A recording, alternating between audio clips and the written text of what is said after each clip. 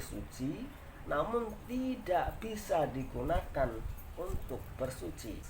Dan bagian air yang keempat adalah air najis.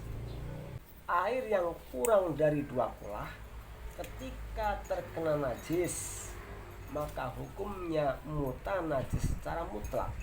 Yang suci namun haram digunakan.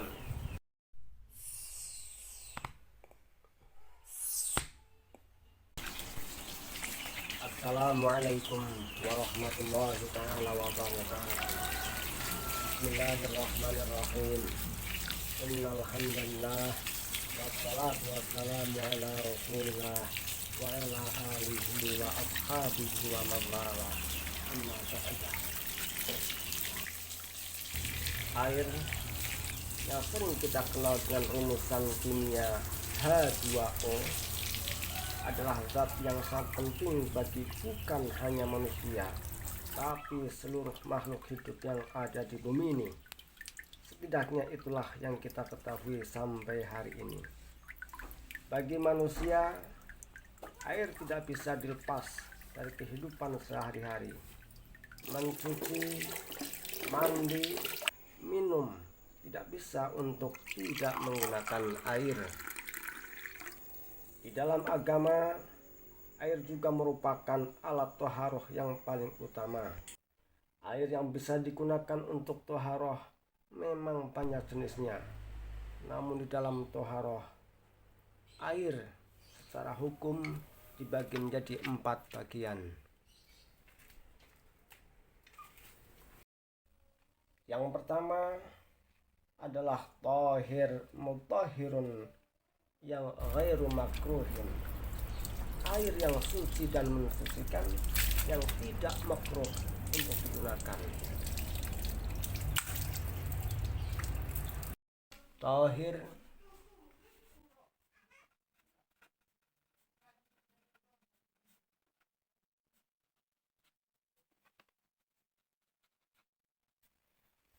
air yang suci dan mensucikan dan tidak makruh digunakan, ini disebut air mutlak. Suci,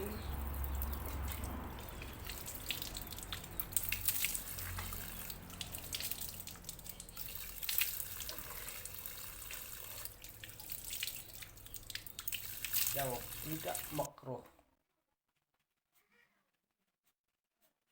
digunakan. Air mutlak adalah air yang tidak memiliki qaid yang lazim, air yang disebut air tanpa embel-embel yang tetap.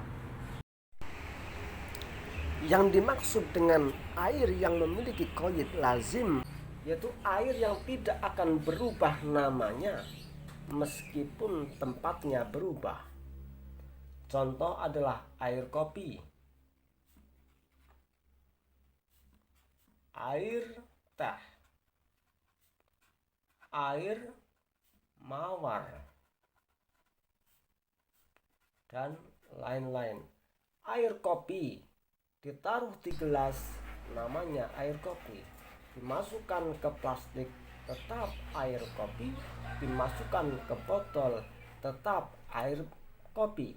Demikian juga air teh, air mawar, meskipun tempatnya berubah, tetap namanya tetap air kopi, tetap air teh, tetap air mawar. Air yang demikian ini tidak termasuk air mutlak. Adapun air yang memiliki qaid yang mufik atau ketetapan yang bisa berubah, tidak menghalangi kemutlakan airnya. Artinya air ini tetap disebut air yang mutlak. Contohnya adalah air sumur.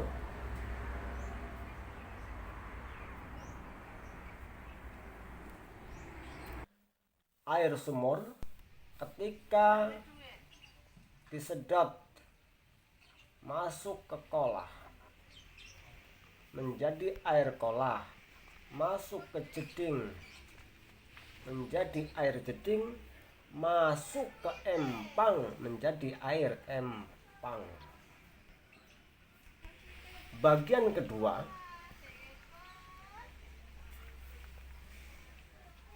air yang suci dan mensucikan, tohir, namun makruh digunakan. Ini adalah air musammas.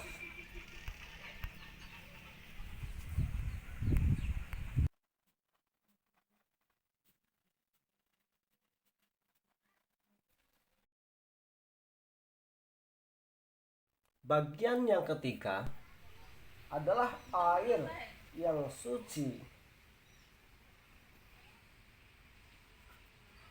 tohir, tapi tidak mensucikan.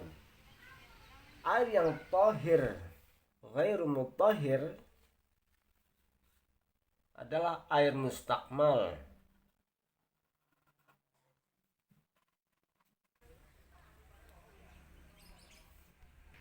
Dan air mutaghayyir, air yang berubah.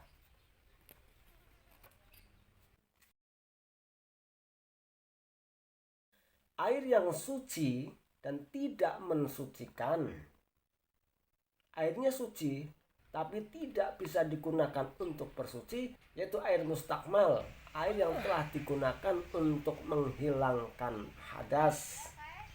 Contoh, air basuhan pertama pada saat wudhu wajib, atau air basuhan pertama ketika mandi wajib. Hukum airnya masih suci, namun tidak bisa digunakan untuk bersuci. Contoh lain, tohir ghairu mutahhir, yaitu air yang mutaghayyir, air yang terjadi perubahan sifat karena tercampur sesuatu yang suci, berubah warnanya atau baunya atau rasanya. Namun jika terjadi perubahan karena tercampur sesuatu yang najis, maka air ini otomatis disebut air mutanajis. Dan bagian air yang keempat adalah air najis.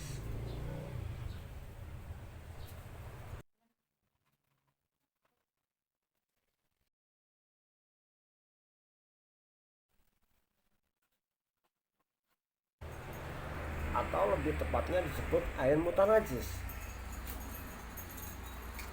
Yang disebut air mutanajis adalah air yang terkena najis. Dan air mutanajis ini dibagi menjadi dua bagian. Yang pertama qalilun, yang kedua kasirun. Air yang sedikit dan air yang banyak.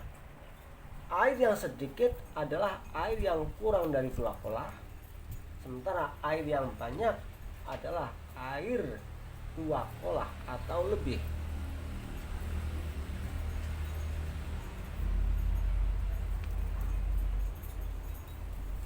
Air mutanajis yang kurang dari 2 kolah secara otomatis hukumnya mutanajis.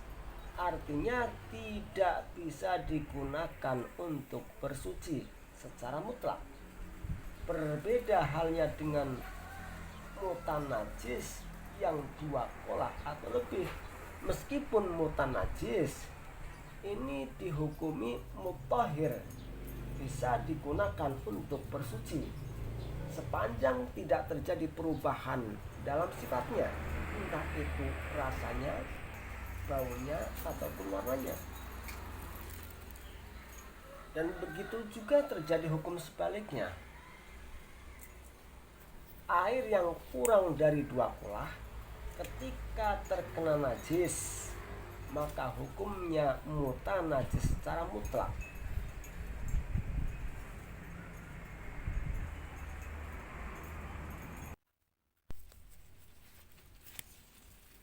Namun air yang mencapai ukuran 2 kolah atau lebih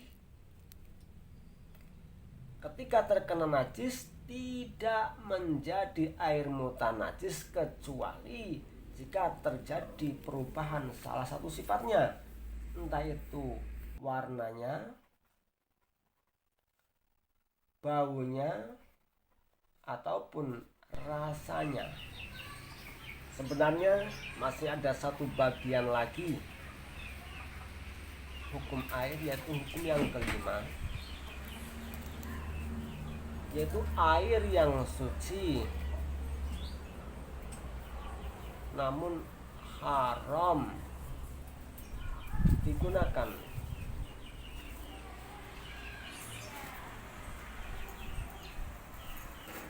Yaitu ketika berwudu ma'in maghsubin atau sakbalin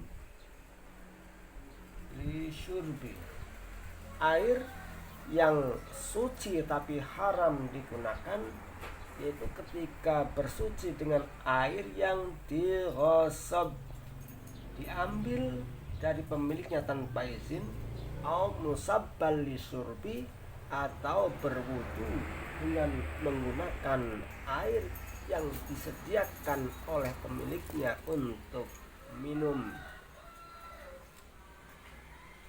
Hukum wudunya sah karena ini air suci, tapi menggunakannya itu hukumnya haram.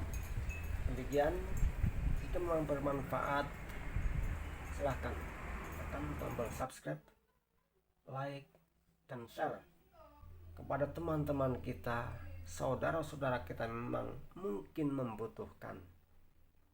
Mudah-mudahan menjadi amal jariah bagi kita semua.